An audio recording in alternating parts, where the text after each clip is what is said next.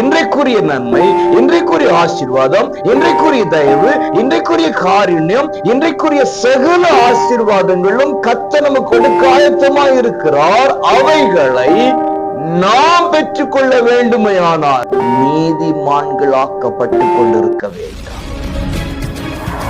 பிரியமான உறவுகளே, இயேசுவின் இன்ப நாமத்தில் மனதார வாழ்த்துக்கள். ஏசப்பா உங்களை ஆசீர்வதிப்பாருங்க. ஏசாயா 3:10 உங்களுக்கு நன்மை உண்டாகும் என்று நீதிமான்களுக்கு சொல்லுங்கள்.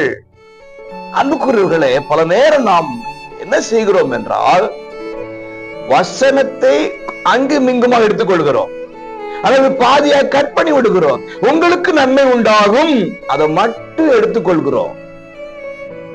ஆமா, நன்மை உண்டாகும், ஆண்டவர் நன்மை செய்கிறவர் தான், இல்லன்னு இல்ல. ஆனால் உங்களுக்கு நன்மை உண்டாகும் என்று நீதிமான்களுக்கு சொல்லுங்கள் என்கிறார்.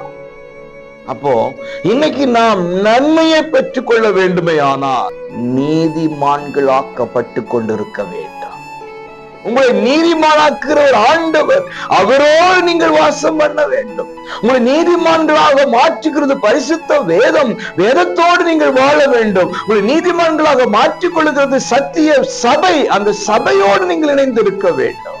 நீதியின் போதனையா வேதத்தின்படி வாழ்ந்தார், நீதி பரராம் இயேசுவோடு வாழ்ந்தார். எனக்கு நன்மை தேவைன்னு நீங்க ஜெபிக்கவே தேவையில்லை, அது தானாக வரும்.